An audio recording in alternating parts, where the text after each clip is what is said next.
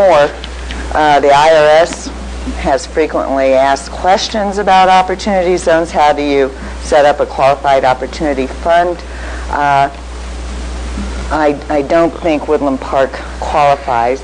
Also, we would have to think about our home rule charter as well, about our home rule charter disallows any incentives to be offered by the city, and that would probably have to be brought before a vote even if we did qualify. So. Great. Alan, thank you for taking that initiative to look that up. Arden, did you have anything to add to that? Okay. I want to tell the audience that anytime an issue like that comes along that you can share with us, we're very open to. That was very interesting. Yeah, any of that. Interesting possibility. Please make sure we get some kind of an update on it. Okay. Purple Mountain. Yeah, I was going to do that. Purple Mountain Majesty.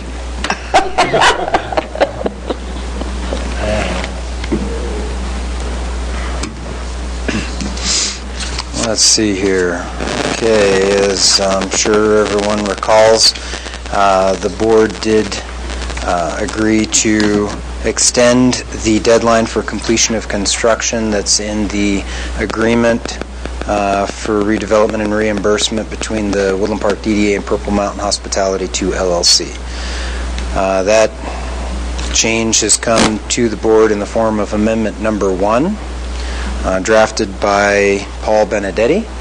It was sent out, I think, a couple days ago, and that's it. It's up for board discussion and approval. We did somewhat discussion at our last meeting. Is there any more discussions that we'd like to move forward today? Just approval? I think approval. Okay. Then could I get a motion to approve that? Second? Lauren seconds. Okay. All in favor? Aye. Thank you. Oh, and I'd like to back up a minute. I'm sorry I forgot. Darren, you took a lead on that opportunity zone too. I thank you for what you found out and the work you did. I'm sorry I didn't recognize you at the when we were on that subject, but thank you for that. Cabin space and office space. No, I haven't heard anything about this, but it's going around that there might be a possibility. Darren, could I go to you for that to ask, would there be a possibility that our old office space that the DDA used to be in as a cabin could be available? Again, I reached out to this already. Okay. This working? Yeah. It does. So I reached out, both Main Street DDA has expressed interest in occupying the cabin over off of the trailhead. We are working on an agreement with SBDC right now to occupy that in return for utilities. But the thought is that that's going to be a part-time endeavor in terms of them occupying it, and there's room for them for DDA and Main Street to coordinate with each other and occupy it as well. So that would be this discussion between the Pikes Peak SBDC person that the administrator that they hire for that. Okay. That new location in Woodland Park and Teller County. After that, it's really that's the agreement that's going to be between the city and SBDC. But there certainly would be an opportunity there.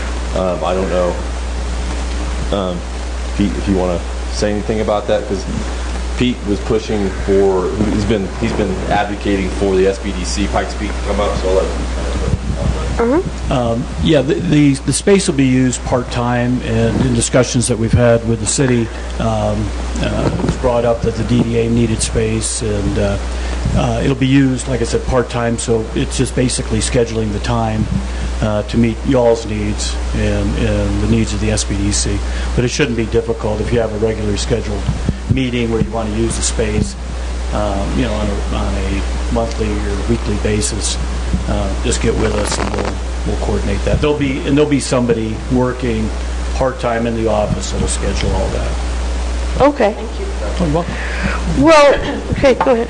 Well, really, I think if you think about it, Small Business Development Center, DDA, Main Street, there's really some mutually supportive efforts between all three. So I don't see it being a bad idea to get everyone to come together and work together for the same end state. So. What a concept. Well, thank you then. We'll just, we'll wait until this kind of unfolds a little further and keep us informed, and we'll look at it further down the road. We're moving on down to DDA bylaws. As you know, this board, since we've not had an executive director and have become an active board, we have really tried to learn what is ahead of us, how to do it properly, what we do, make sure that it's right. We've tried to clean things up as we've gone with little issues, big issues, whatever. Well, we have done this so far, and now we're down, started with our foundation plan, and we have worked through the whole thing. The financial thing, Tanner's kind of got that with Mike under control. We've gone to the assessor's office. We're working on the same page with them, and now we're down to our bylaws. So we're trying to clean up our bylaws a little bit, and they're 15 years old, and we just want to make sure that what we're doing now is what we need to be doing 15 years later. So that's what this is about. Tanner, I'd like to turn that to you if you don't mind, because I can't talk. I don't mind. Again, Legal Counsel Paul Benedetti has prepared a resolution for the board's consideration that would approve an amendment to Article 3, Section 1 of the bylaws of the DDA, which would amend it to read that the authority shall be managed by a 9-member board appointed by the City Council of the City of Woodland Park, where currently it reads 11. And this board, as far as I'm aware, has always been 9 members, and that's per the City Council's appointments, and our bylaws should be consistent with that. So that's why this resolution has been prepared and is before the board. Now, I do remember when we first started out, it was 7. You remember that? Yeah. So, and I have to say, and I know, someone can help me out, there is a law or some kind of amendment stating that the more people you have on board, the longer it takes them to, the harder it is to work through and blah, blah. And I would think that that could apply to this. There's work. Okay, do I hear some discussion on that board? I think we work well at 9. I think that it's a doable number. Any more I don't think is necessary. I think that there's a lot of representation around. We're welcome. Everyone's welcome to push their opinion. We listen well. If we have to have 3 or 4 meetings in order to make a decision on an issue, we'll do that. I'm not sure our board needs to be bigger. Ellen? How long have we had 9 appointed members? Do you know? Anyone know how long it's been? A long time. Yeah, a long time. We started at 7, and it seemed like we went up to 9. I don't even remember now why, but it was a long time ago. What does the statute say? That the board will consist of 5 to 11 members appointed by city council. And so why would we not emulate the statute and have it up to 11? Often bylaws, for instance, with the Symphony Guild, which is a board that I'm a member of, our bylaws provide for up to a number of board members. And oftentimes they're limited by people willing to serve. So I think that's why it's more flexible in numbers instead of saying a flat 11. So would we not want to have that flexibility and emulate what the statute says that provides for our existence? Just a thought. This is consistent with the way the bylaws were originally drafted, just changing the number. I think that flexibility remains regardless of what we do with this. That's just not necessarily a question. That's a question to the board. Should the need arise, we could, I mean, it's not set in stone. It's a cleanup. I want to emphasize, it's just a cleanup. And that's what.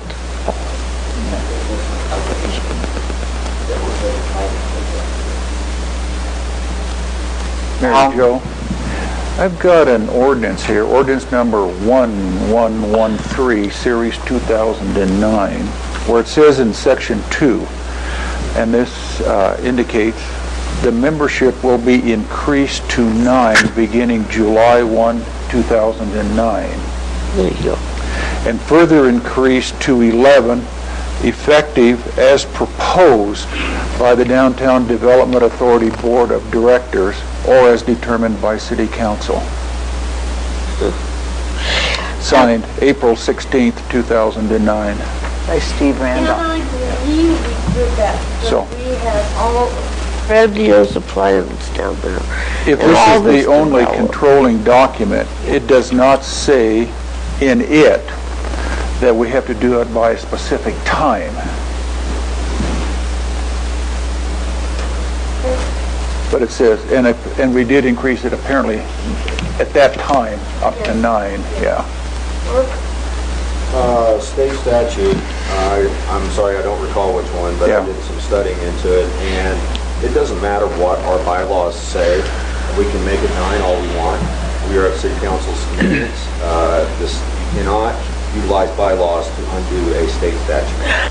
Okay, so the City Council is, we serve at the pleasure of City Council, and our board size is also by state statute determined by the City Council. And at this time, they determined 9, so there's nothing wrong with that. If and when they decide they want us to be 11, then we are at their mercy. well, then you feel that we're addressing. I think we have to comply with the ordinance. And we also have to comply with state statute. Yeah. It says it will be increased to 9, and then further increased to 11, as proposed by the DDA or determined by the council. So it seems like our language should agree with it. And so it has to be a vote of the DDA or of council to increase it to 11 if it was to go that way.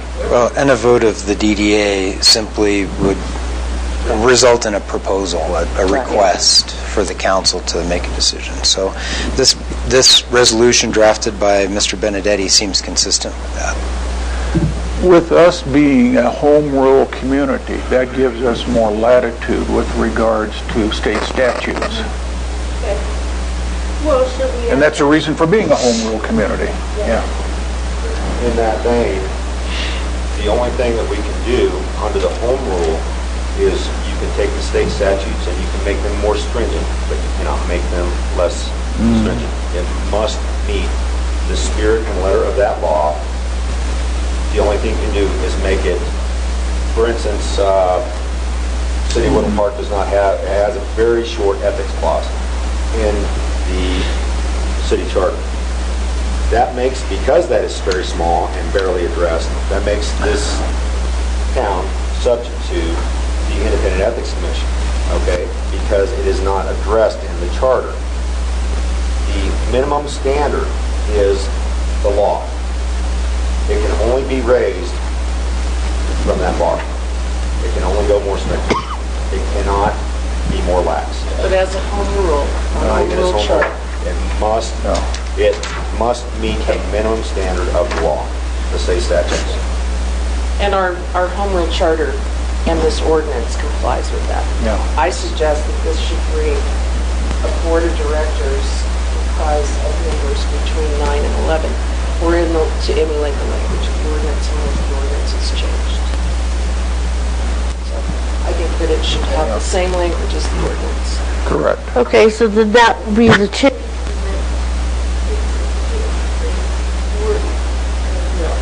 I would suggest that that would be the way to do it. Yeah. That's right. Unless the city council agrees to change. So when the city council agrees to change it and they decide to take it down to a 5-member board or a 7-member board, we're back to amending the bylaws. So if we're going to go with that approach, why don't we just mirror the statute and leave it completely open to the city council, the city ordinances, and then it will never matter leave it again unchanged. what the decisions are, Yeah, That's basically that our makes choice. sense. It makes sense. which would be from 5 to 11 board members as appointed by city council. Yes. Okay, is that a motion? Yes? Are we going to amend this draft resolution here, now, today, and approve it? Or should I send this back to Paul for revision? I think we can. I see nothing to resolve. The statute is very clear. Right. City council's call, Right. 5 to 11 members, end of story. There's no reason for us to even go through this. Well, the only reason The law is is the law. that our bylaws are written in a way that is inconsistent with how we've been operating. Okay, well then we need to... Change the bylaws to read the same. With the state statute. Which, right, exactly. That's what this. So that's what the motion is to do, probably. I think, Murph, you may be a little bit confused there too, where you're bringing in federal laws to state laws to this, because being a home rule community, that provides the local people to select certain rules that they wish to abide by. It does not guarantee complete compliance with all statutory, because we're not a statutory town. We are a home rule city, and that's the difference. It's a major legal difference. I got that. Yeah. So, The difference being that the voters may bring a resolution to make a state statute more stringent, but statutorily, the city must meet the law, minimum. You cannot sit there and take for instance, the town cannot take and the voters come forward and say, we will no longer pay state income tax, because that is a statutory requirement, okay? If that were the case, we could sit here and we could make up whatever rules we wanted. So the minimum standard is to meet the letter of the law. And you can make it more stringent, but you cannot make it more lax. And you cannot use your bylaws to undo the state law of any organization. If I may, I'll give you an example. As a home rule city, we have our own state sales tax code. Our sales tax code differs. Our sales tax code governs the city's sales tax collection. The city sales tax, and this is just one section of the tax code. At the state level, the state excludes delivery charges from taxability on a sales tax level. The city of Woodland Park includes delivery charges as taxable by sales tax. So there's a difference there between state law and city. And as a home rule organization, we can make those determinations ourselves by the city council passing that code and that ordinance. to say that is not necessarily true. Because Correct. a home rule city is not governed statutorily. We cannot break the state law. However, we can modify to the desire of our voters. So to say that statutorily we can't be different is not always necessarily true, from a governing perspective. And that is the luxury of being a home rule city.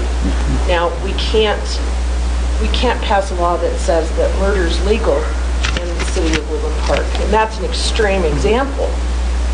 But we can be different in respect to a home rule charter. Right. Agreed. So I would suggest that, and whomever makes the motion, as a council person, I'm not going to do that anymore. I don't think that that's an appropriate thing for me to do. But I think that we should amend our bylaws. Although they may not trump the state statute, I think they should be in agreement with the state statute. And so we should amend our bylaws in Article 3, Section 1 to have the same language. And I would suggest that that's what the motion should be, if this board agrees.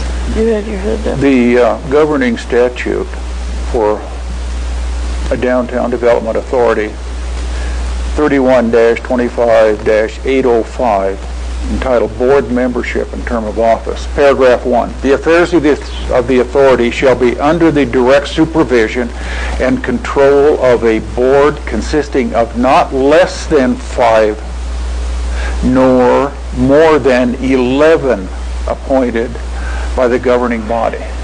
So we've got that range. It doesn't say we have to have it. The state statute says we may. And that's different. So we're down to language. So what language are we going to make a motion to change our bylaws to read in accordance with all of the... I make a motion that our bylaws read to that we will be in compliance with the state statute. And what, That which That's- you just read out Is the state statute? And- That's the state statute. Correct? yes. Okay, so that's how it's going to read. You got that one? I believe I do. Do you want me to read yours? Yes. Now, we can have We'll give it a 9, second. we can have 11.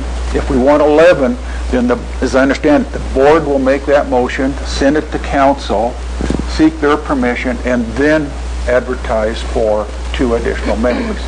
Okay, It's our choice by this. okay. So, read it back, Lynn? Okay. To amend Article 3, Section 1 of the bylaws of the Woodland Park Downtown Development Authority to keep in compliance with the language of And read that section again. Cite Could you read that the... section? The affairs of the authority. What is the citation, the number?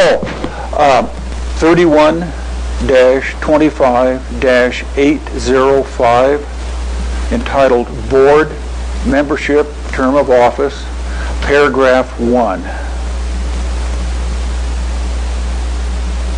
And then it goes on to determine the eligibility requirements, which is not what we're discussing. No. Okay? Okay, so we have, The motion, now is asking for a second on that motion. Here we go. I'll second. Ellen? Ellen Yeah. seconds it. All those in favor? Aye. Aye. Aye. Opposed? Here we go. Yes, sir. Okay, so does this mean we're inserting language directly from the statute? Because the motion was to be, I don't recall the exact language, but it was a little bit vague. To be in compliance. Right, okay. Amend to be in compliance with is not the same as using the verbatim language from the statute. So the language can be a number of different things and be in compliance with the statute. We have a resolution here. Is this going by the wayside and we're just going to go draft? Okay, and and we're going to insert the language into that section from the statute. Okay. I just want to be clear. Good. I apologize for bringing this up, but technically our bylaws are in compliance. Because we have 9 board members, we are between 5 and 11. But the bylaws say it shall be a board of 11, and it is not a board of 11. Okay. So we are not compliant with the We bylaws. also have the city charter that says we'll be 9 until such time as it's raised to 11. Yeah. The city ordinance. I mean, the way I see, I completely understand what you're saying. Yeah. And quite frankly, it should be struck from our bylaws entirely. It has no place in there. Our bylaws have zero effect on the number of board members sitting at this table and on this board. It doesn't matter if they say 11, and it doesn't matter if they say 5, and it doesn't matter if they say 5 to 11, because we don't have the authority to make that decision. Precisely. So they shouldn't be really there. Yeah. But it is there. It was drafted 16 years ago. They're in there, and we're not compliant with it. So we either strike it or we amend it, and we're going to amend it. So we cleaned that up Now, by amending it, Right. now.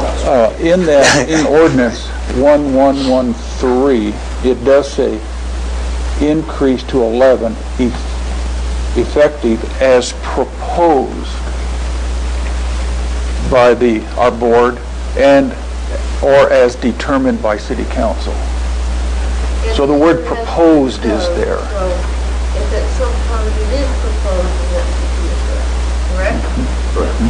So right now it's. And further back in this ordinance, it also references Colorado Revised Statutes 3125-805 was what I was quoting from here. So that's the authority of that. So they're reflecting on that. okay, and that's what we're going to put in wording in our adjustment, correct? I'm sorry?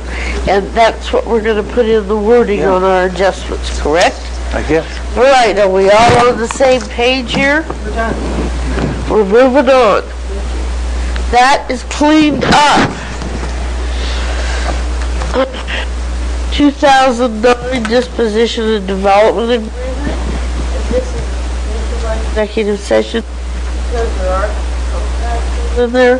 Tanner, would you like to add that for a minute? Well, so far our discussions on that agreement have been in executive session. Per the instructions given to me at that point, I have been in touch with Paul Benedetti. I was expecting something in writing prior to today, but I did not receive it. He did lose his dog. He was hit by a car. He and his wife were rather distraught, and he apologized. And so, in any event, he's a little bit behind on paperwork. We don't have anything in writing from him to review today. That said, if the board wishes to continue that discussion, and I do have some notes on it, some more detail than what we had discussed at the last meeting, we can do that here or adjourn to an executive session for it. I suggest we table it to the next meeting. We're not prepared. I think that that's a good idea. And we will have, we do a consensus on that, or Have to have a motion. Do I hear a motion? To table this until the next meeting, when Paul can give us some draft work, because I think this is what we have to do, is because it's, again, a cleanup, and we really do need his input. Okay. that, or will we have, Bourne moves to table item number 9, the 2009 Disposition and Development Agreement, pending further attorney input. so now we have a motion on the table. Do we have a second? A second. Second, so we'll postpone the 2009.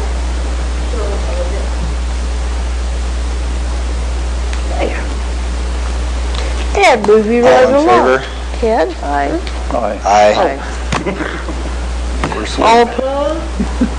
Hearing none. Ruling done. General discussion. We'll start around here. Sally, do you have anything for us? Sure, I have 3 things that I'd like to share with all of you. hopefully we'll see you all this evening at 6 p.m. at the Cultural Center for the placemaking workshop.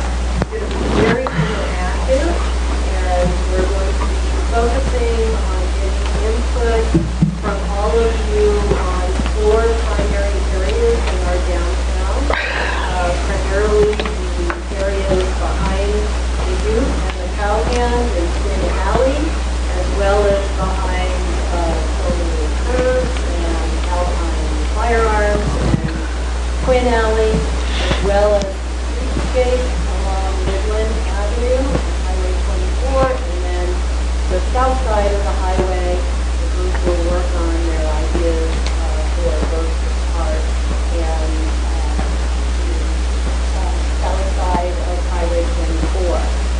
Secondly, I wanted to share with all of you that thanks to some generous donations, we were able to put a new roof on the Midland Depot, Terminal Depot, and that was done for just $3,800 because we had a mini grant from Main Street for $2,500 and the city matched that. Oh, that's great. With $1,300.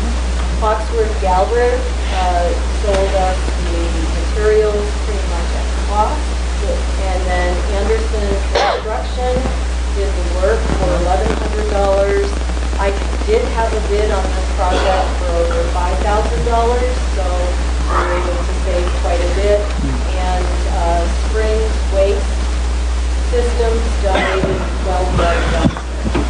So it was a great project to get that roof repaired. And our next step is that we're also having the interior exhibits designed by Carla Schweitzer with the Utah Historical Society. And once we get the design of those museum exhibits, then we'll have to hit the road hard and running to get grants to do the interior remodel. We do have asbestos in this building, so that's causing an added expense to the remodel. But we're excited about these first couple of steps toward getting the building prepped for a museum. Good. And then lastly, I'd like to share that we are looking into a grant for an electric vehicle charging station. And we would like that to be located in the Bergstrom Park area, not necessarily in Bergstrom Park, maybe on Center Street, close to Bergstrom Park.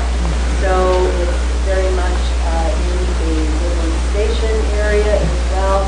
And I'll keep you posted as I learn more about the opportunity for charging.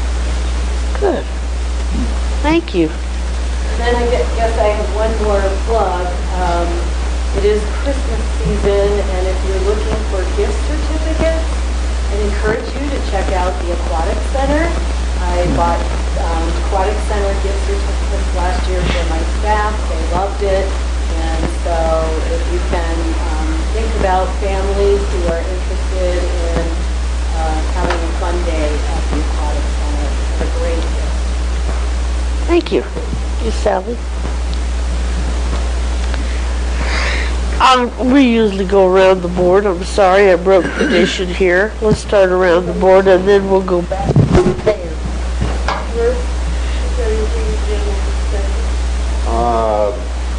Just want to say to the city and everybody involved, awesome job on the parade. Per usual, we did a night of booming business. I would really love to see a lot more of the businesses open on that night, to give people something to do, and it will also give exposure to those businesses. It behooves us all. That's where our tax revenues come from, and we can't do it without tax revenues. The electric vehicle charging stations, I'm so interested. I was thinking about getting me an electric vehicle so I could save money on fuel and afford more ammo, but I think that's an awesome idea because electric cars are coming. I mean, even though there's a lot of contention about, battery disposal and everything else, it's one of those things that it's in our future. So we might as well adapt to the change and give people a place to recharge their stations or their vehicles in Woodland Park. So we might ought to think about working with Main Street on that one as far as where they're going to go in our Main Street district and the wayfinding and everything else. So that might be something we bring up as tonight. We're going to walk around today. Main Street's just doing a great job, and next year they will be the ones organizing or in charge of organizing the parade for the lighter side of Christmas. Okay. Lastly but not leastly, if there are any who are involved with charitable organizations here in town, I am willing to accept shopping lists. I go to Denver. I can buy bulk items for those nonprofits. They must be nonprofits, okay, so the tax exemption, because these groceries are tax exempt.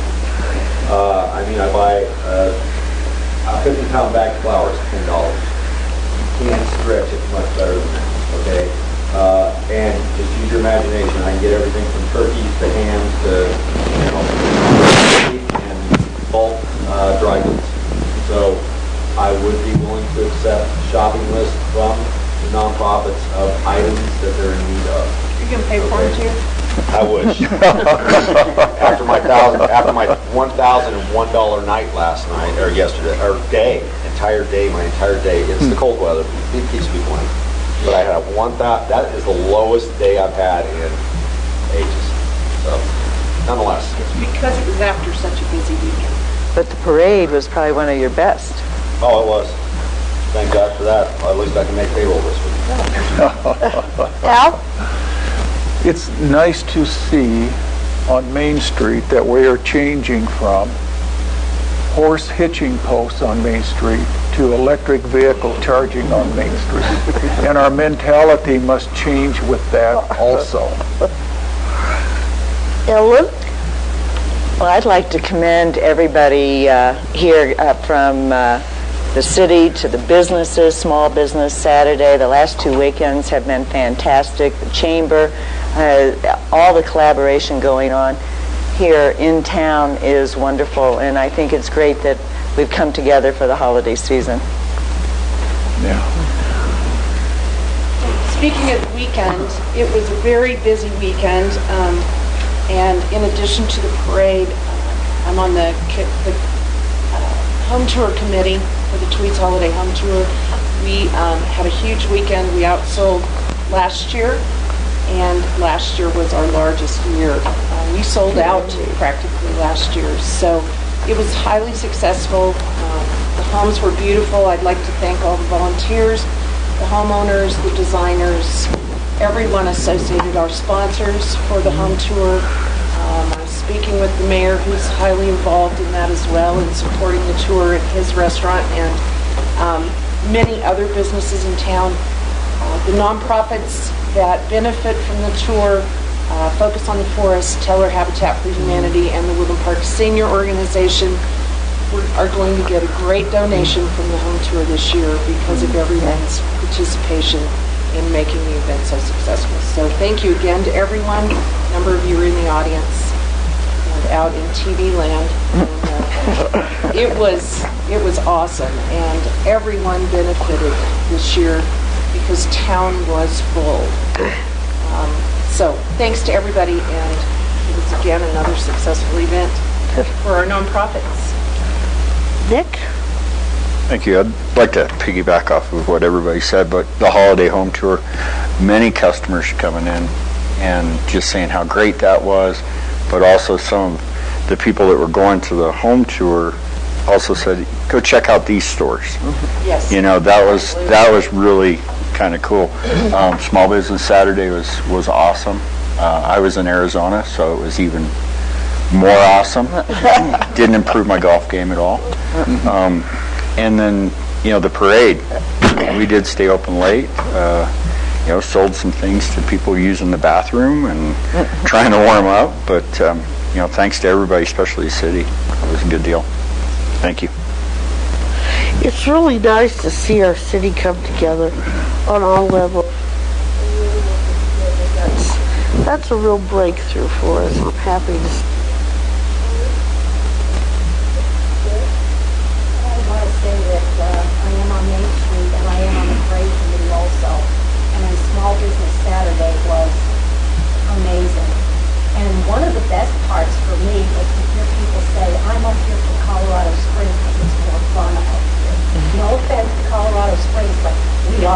And our parade was fabulous. Fireworks. Fabulous doesn't even describe it. It was great. And the fireworks at the end, thank you to the city for that. It was amazing. They loved the bonfires.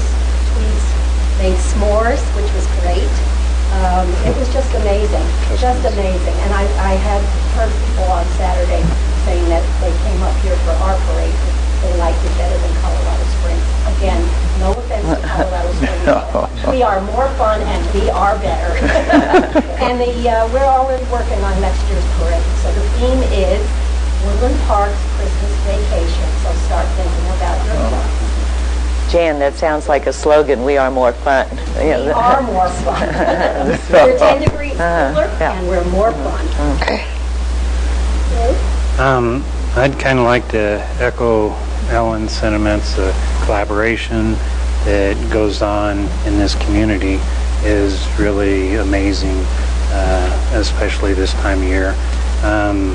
And focus on a key word, and that's community. And I think that that's something that a small town like ours can offer. And what makes it special is everybody's feeling of community.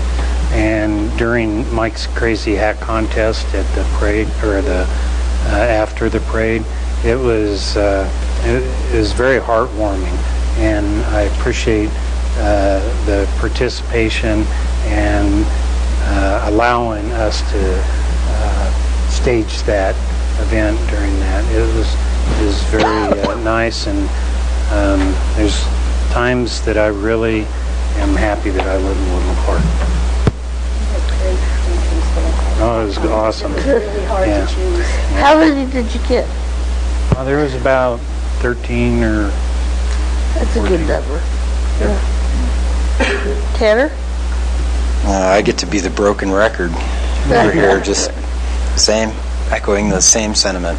The collaboration's amazing. The sense of community this time of year, the number of people coming through town over the past few weekends from all up and down the Front Range and all around this community. It's a very special time. And everyone, absolutely everyone, seems to be happy, smiling, full of Christmas spirit and community pride, and there's just no better time. I'm very, very proud to be a part of this community with all of the rest of you, and I'm grateful for it. From a business perspective, our Shop Small Saturday was up 48% over last year. That's great. Our home tour weekend, our Saturday was up 22% over last year, Sunday up 15%. Things are just continuing to grow.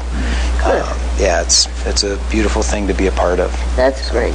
Because we're more fun. Yeah, we are, because we're more fun. It was a lot of fun, Sally, you can always refer to that building as the Curse Building because it's mine and that's how I refer to it. It always will be that way. That parade is a special asset for this community. Yeah, that really is. It's just small town Christmas at its finest, and so many people get to experience that, and we leave an impression as a community on people who are up here just to visit. We did roast chestnuts over the open fires, and we had a s'more station set up, and it was, I mean, there were some kids more wired than I'd ever seen anybody on that Saturday night. And on behalf of the parade committee, thank you, because we work all year on that, and to see that at the end of the year is amazing. I'd just like to say that it's just a great day because it starts with Breakfast with Santa, hosted by the Kiwanis and the kids. I mean, it's just packed. And Steve Wolf this year was the Kiwanis Santa Claus. He did a great job. He was great. And what a great addition to our community. And then, you know, the tour, the open houses for the businesses, and then culminating with the parade and the tree lighting and the fireworks. It's a huge day, and that's how we market the home tour, is everything associated with the day. To come up and kick off your holiday season with all of those wonderful kids. And that's another collaborative effort there by all the committees that put that day together. It works well. So that's all. Thank you. Vice Mayor Jeff?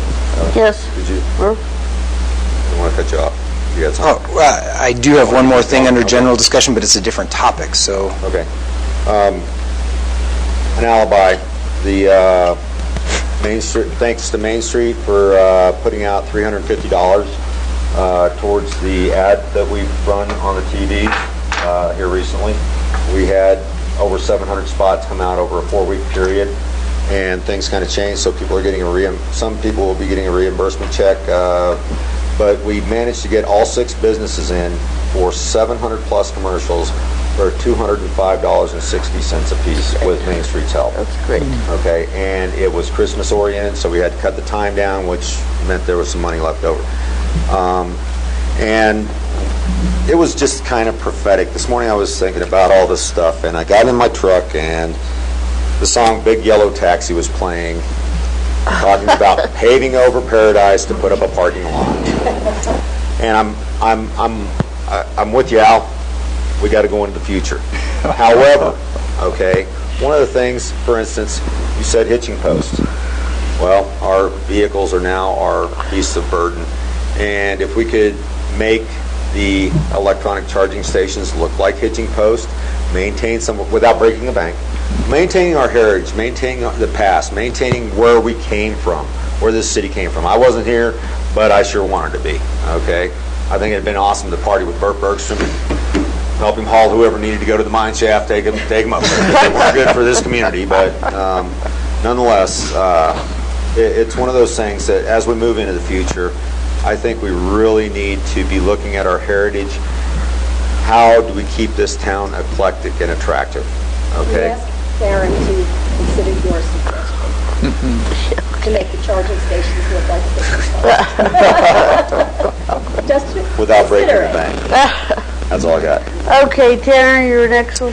I want to make sure that the board and everyone is aware that I was contacted by Mayumi Churchill of Kiewit back in late November to let us know that they have not finished their work over on Park Street for the city per their schedule.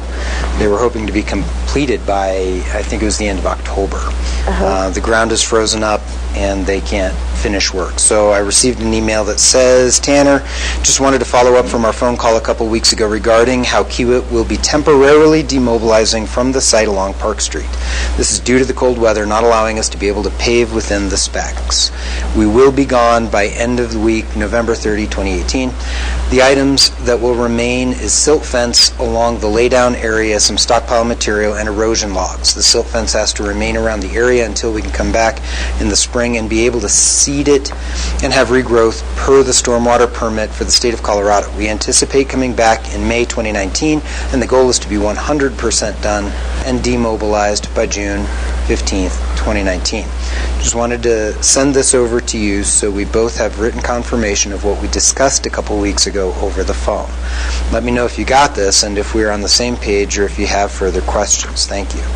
I did reply to her thanking her for her follow-up and letting her know I would bring that information here to the board and I would be back in touch with her if there were any issues, but I didn't anticipate any.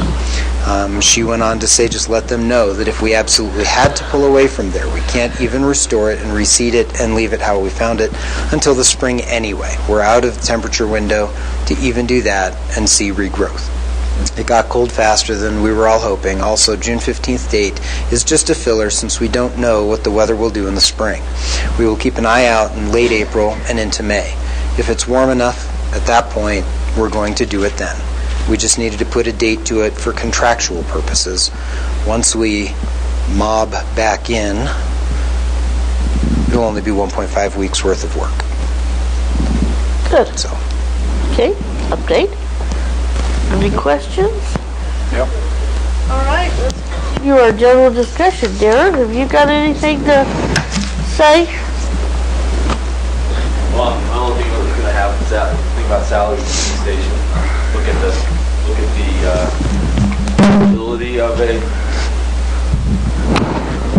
possibility of a hitching post. Good idea. But the one issue that I wanted to bring up was, as we discussed at the last meeting, was trying to establish a joint meeting between City Council and and the DDA to discuss the future of the DDA and City Council's relationship, city staff as well, what we can do to assist the DDA.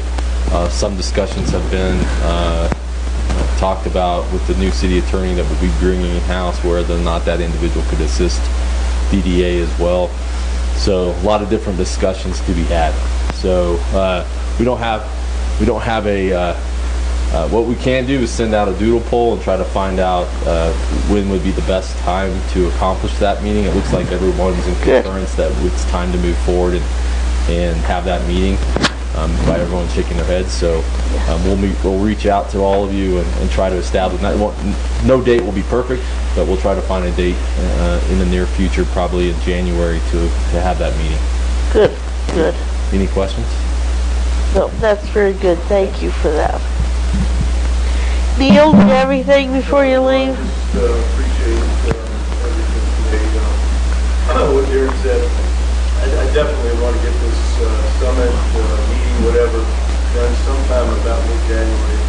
So send out a doodle poll, and like Darren said, we're not going to all be able to make it, but we picked a great spot, and I just think we're in the right place right now. Everybody's hard to get this done and move forward. So we appreciate it, and look forward to it. Good. Let's try to get it done, and at least that first step done sometime. Hey, Neil. Okay. I'd just like to add that, much appreciate your willingness and Darren's to bring us all together. I think it's needed, and I appreciate your willingness to do it. Well, we've talked about this a lot. The time has come, right? There's a lot of things we couldn't do because of lawsuits. We got interested in manager, but it's been a tough year. 2018 when the tough year. But I think everyone is ready to move forward. I don't think there's any questions about that. Some of the things that are behind us, I think we can do that now. And so we're all excited. Yep. And it all feels better when we're like this, right? Instead of the other way around. And so, again, I say it all the time. It's over with in the rearview mirror. It doesn't help us. We can learn from our mistakes. Let's move forward, because everything that's said today, this is what we're about, right? Thank you for saying that. That would be my hope for 2009. That's everything I think we can accomplish that we'd like to, we probably won't. But if we work together, we can get a lot of things done. What Al said is, use it as a great analogy. Look how far we've come. And now this is an opportunity. Here. Pete? Debbie?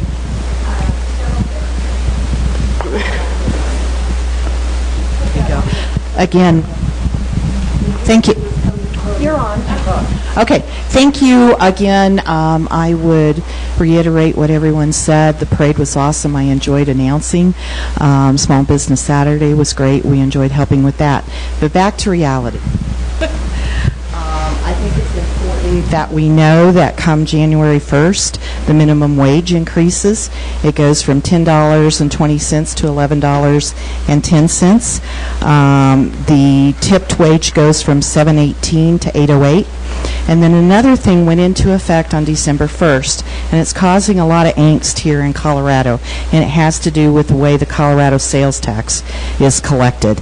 There was a hearing in Denver on Friday regarding that, but the state went ahead and implemented the rules on December 1st, and I would urge you to do two things. Contact your accountant to talk with them about the way you collect your sales tax, and also in regards, you can contact the Colorado Department of Revenue. They're giving a grace period to all of the merchants through March 31st of 2019. But I know I went over and spoke with Jim Olson at Foxworth, and they're already looking at when you deliver material to, or if you're doing online sales, you have to look at the sales tax to where that product is going. It's convoluted, but now's the time to be looking at it to try to figure out how you're going to do that. And to Kelly's point, there's 71 home rule communities in Colorado, and that adds another little caveat in there too. So now's the time as a merchant to start working on that. We did put a letter in asking them to delay. It went forward anyway. There is also information that says the state legislature will come in January and they may re-look at this, but right now it's in effect, so you need to be looking at that. We're doing Instagram training for business tomorrow from 10 to noon. I'm told Facebook is for old people anymore, and the youngins don't want to be on Facebook, so we're doing that training, and that's what they're saying business is moving toward. Lynn, you do a great job with it. It's hard to keep up with all this. On Thursday, we are doing our Lunch and Learn training about drones and drones for business. Kelly, you probably know this, but I'm hearing that people buy a home online without looking at it via drone footage and things like that. Yeah, so things are changing. And then on Friday, December 14th, we're doing a State of the Region breakfast. You can buy tickets online, but we will be hearing from our County Commissioner Chair, Mark Dittenreiter, and also our Mayor, Neil Levy. They're going to talk to us about past accomplishments and challenges, opportunities, and what does the future look like. So thanks very much.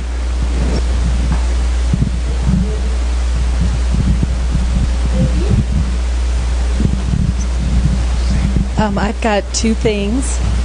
The first thing is I think it would be really neat in March if we could work with the city as far as getting the cultural center and have like a big potluck where we get together. We have Main Street, we've got the DDA, and then do all the different organizations, the Historical Society, and have like a slideshow. What did we do last year?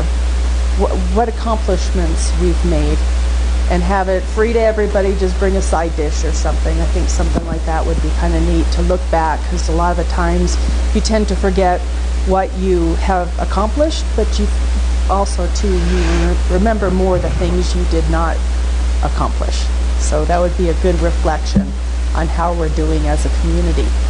And then the other thing I wanted to mention is tomorrow, which is Wednesday, since the passing of prior President Bush, it is a family request of the family that everybody wears crazy socks. And that is something that he enjoyed quite a bit. So if everybody could remember tomorrow to wear crazy socks, that would be a good way to remember him, whether you're independent, Democrat, or Republican. It's just showing an honor and respect for a prior president. That's going to require me to leave my comfort zone.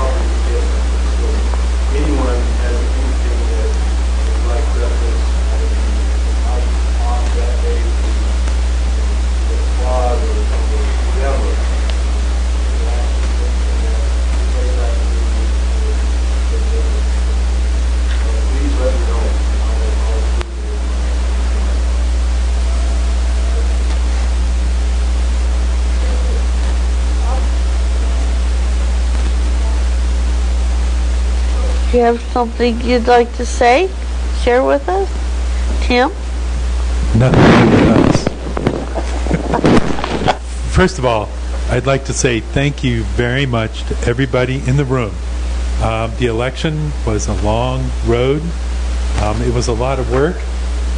But I want to say thank you to everybody because we won this. And a lot of people put a lot of time and effort into our election and helping our election be successful.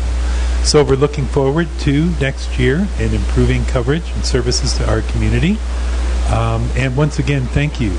Another thing, $112,000. We were awarded our state grant, EMS grant, for $112,000 to help fund an ambulance, a new cot, some radios for that ambulance. And a lot of that has to do with, again, thank you, and coordinating with Madam Chair of the DDA.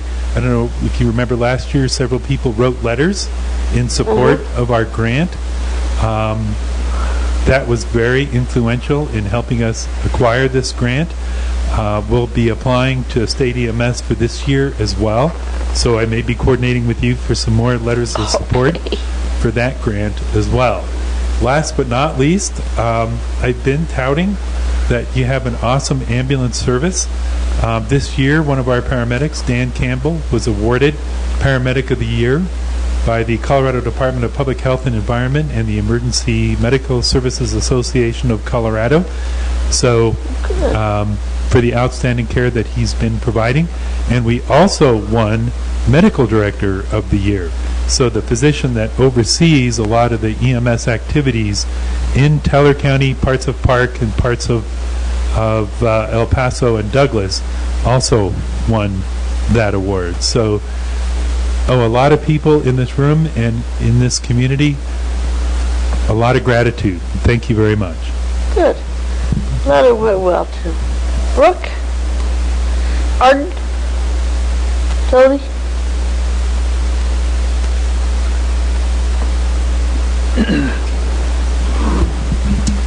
Okay, so in the interest of continuing to improve the DDA board and operations, I'll probably be meeting or coming to these meetings quite a bit. So thank you for taking care of the bylaw issue. It may seem like a little thing, but it is not. I agree with staying in compliance with state statute. So I wanted to make the board aware of a statute that you may not have heard of yet.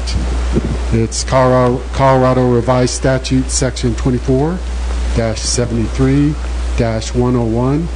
It's the Personal Information Statute. I actually sit on another quasi-governmental political subdivision board, and this is a new requirement that you have to have a written policy. It's very simple. I could give you a sample so you could save some attorney expense. But I would also say that, and probably, unfortunately, Ms. Carrick, you probably did all these fun projects.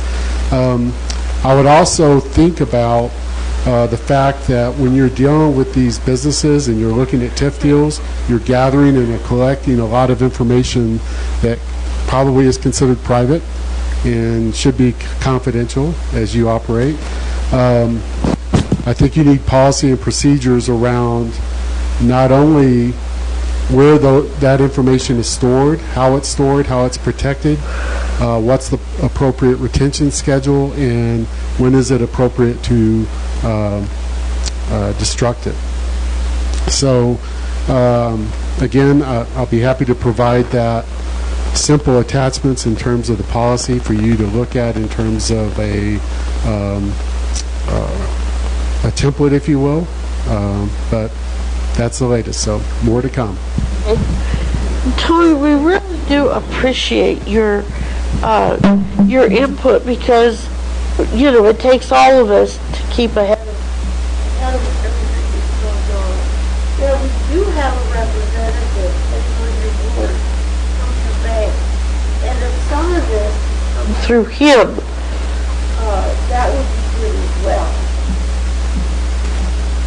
Yeah, I want to be clear on that point. I've been a detractor of the DDA being in existence in the first place since 2002. Mr. Bourne is on our board of directors, but really he and I do not discuss DDA business. We made that decision a long time ago.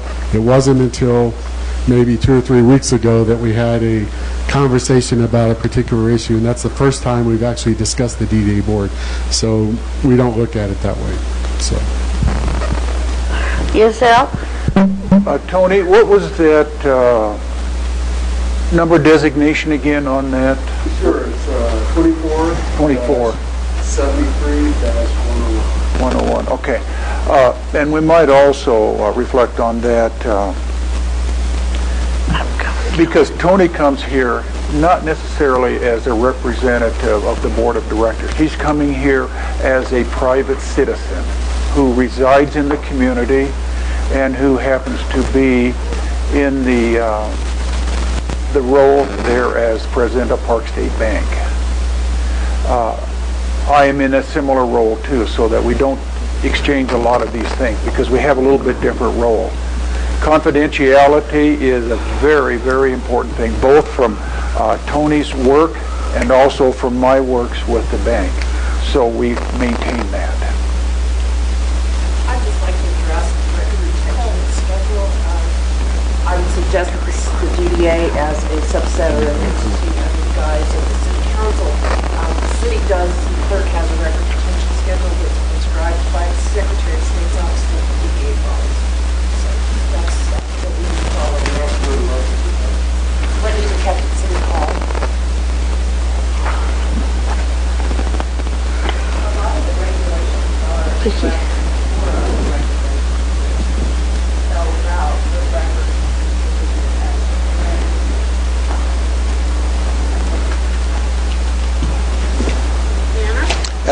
Need to be clear that I am in possession of quite a number of records. Everything that's recent since the city removed the DDA from the cabin, the city is in possession of the vast majority of DDA records, and I would consider them, maybe we need to have more detailed talk about it, but the city's the custodian of those records.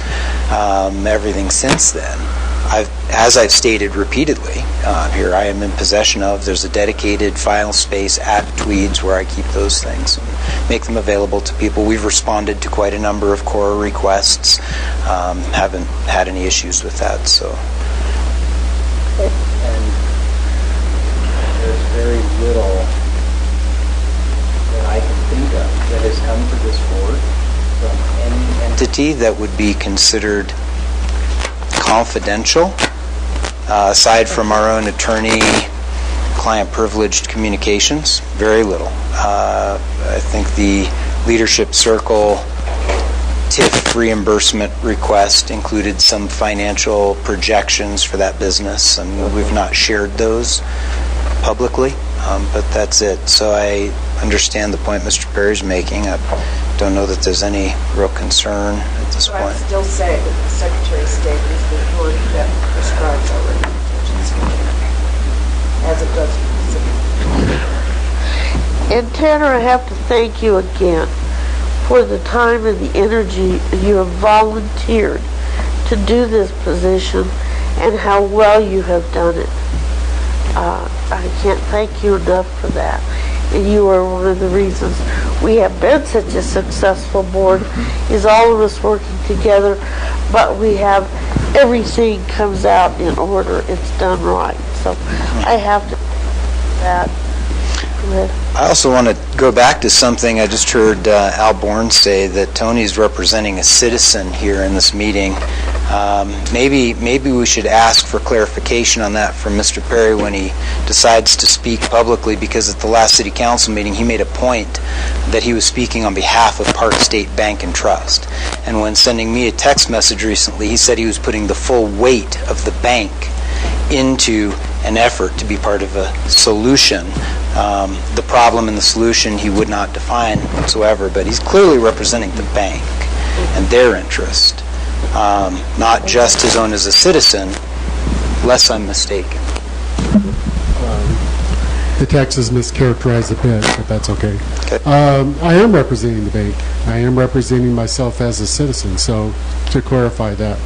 And in that text discussion, which I hate text discussions, I prefer to have open discussion, because that's how we have transparency. In that text discussion, what I was saying is the elephant in the room right now is Woodland Station. And what I was referring to is that the bank is willing to throw the full weight of our resources and support behind the DDA board to help solve that issue. I think it's probably in the form of another mechanism that some citizens are talking about and other businesses are talking about. We'll share it when we're prepared. But in that process, what I also shared is that we would recuse ourselves from any financing in DDA Station or Woodland Station. So to be clear, the full weight of the bank was to help solve the Woodland Station problem using our resources, not engaging in it financially so that we didn't have a conflict of interest. And our resources, you've used them in the past. You've used our credit analysts for natural grocers, correct? So that's all it was referring to. So, and I think what I also communicated to you in that is no more text. I'm willing to have any discussion in public, out in the open, moving forward. Thank you. Good. Yes, Lou. Oh, okay. One of the things that we maybe need to also clarify here, Park State Bank and Trust is a community bank. And that's the key word, a community bank. If the community as a whole survives and prospers, Park State Bank also survives and prospers. So we have a tremendous investment in this community, both philosophically and economically. And that's what we want to continue to improve on. We are not a regional bank. We are not a national bank. Our focus of operation is in the Teller County region, not specifically the county, but this economic region. And we're very committed to that as a board and as a management team that's there. We are a community bank. And that's how we look at that. Okay, thanks for that clarification. I'd just like to say that I'd like to hear a little more positive spin on conversation. I would say that Woodland Station is not a problem. I think it's an asset that will present itself in a favorable light as the market drives that. Land can't be forced to develop. I think we've seen some fine examples of that in this community lately.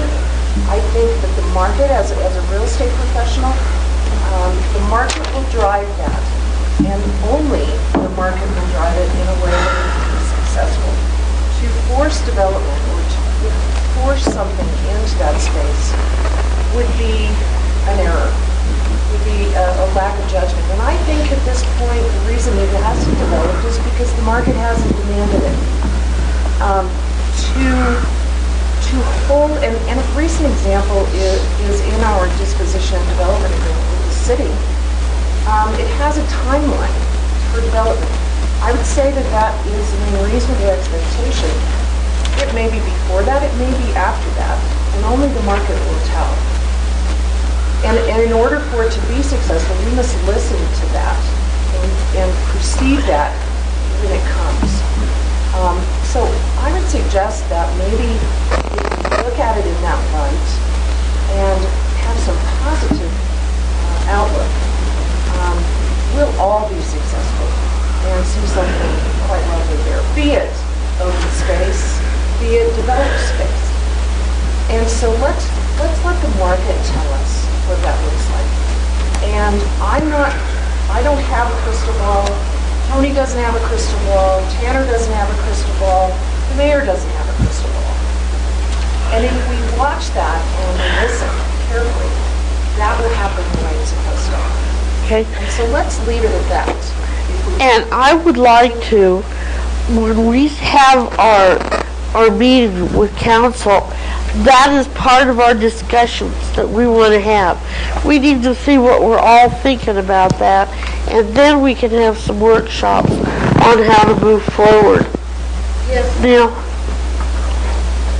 Yeah, in that light, I would like to suggest that everybody thinks of those terms. Some of the meetings that we've had, Tanner and I and others in this room, and part of it, what a developer wants to see is, if I'm a developer, I just don't want you to come to me and say, right, we have this piece of land we want you to develop or whatever to be developed. We need a vision. That's first and foremost. We need a vision for the future, what that looks like, so that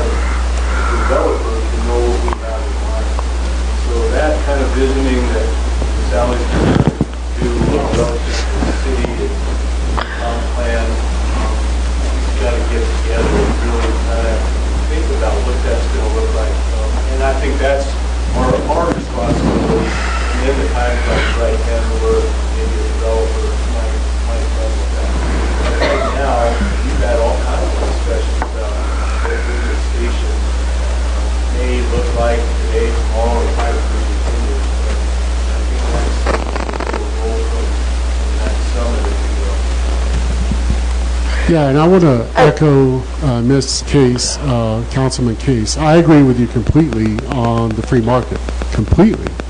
And I agree that for the last 17 years, none of us have been smart enough or had a crystal ball to figure out what should go there. I mean, that's clear. We have a record. We can't dispute that.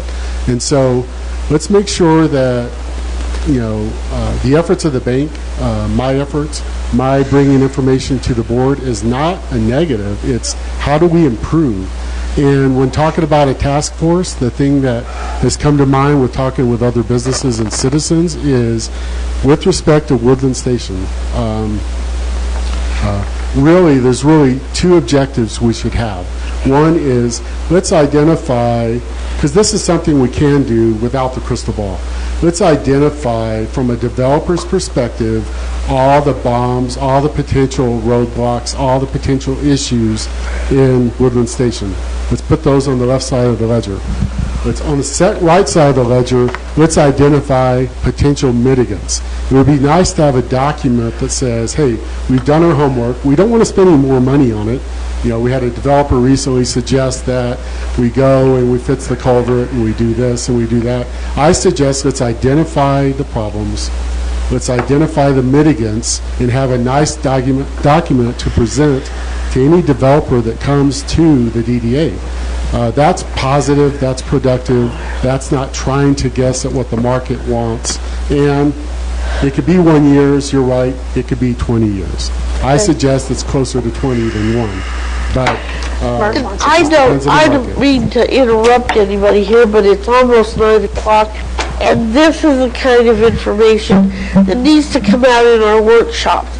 We're at the end of this meeting. We weren't geared for this, and I would like to save it and move on at a later time. Murph, you've got 5 minutes, and then we're out of here. Thank you, Tony. All right, I apologize for this, but all the talk about transparency and stuff has kind of got me a little bit, miffed. We've got a deed of trust here that says Park State Bank and Beer Garden Lane LLC are into each other for the tune of some property and $144,700. That was, in fact, and I apologize, Mayor, for looking in the rearview mirror, but I have to take experience and apply it.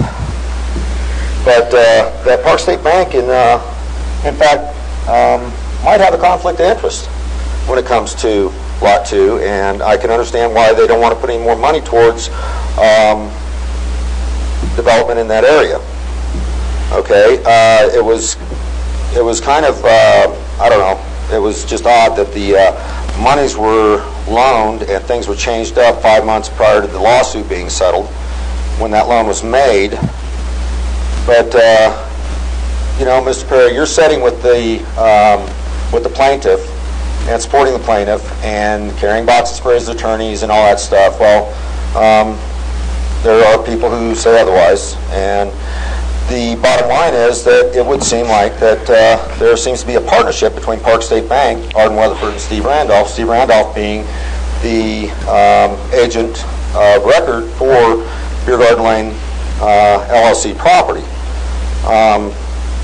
And then, Mr. Perry, you've come in here and decried the fact that there was so much money spent on the lawsuit when we had nothing. We were legally obligated to do so. There was no choice. But that became a sticking point with the opposition, how much we lost. When in fact the judgment says that neither party acted in bad faith. And we're sitting here watching and talking about transparency, but I'm not feeling that the full transparency is coming up. It's as though the...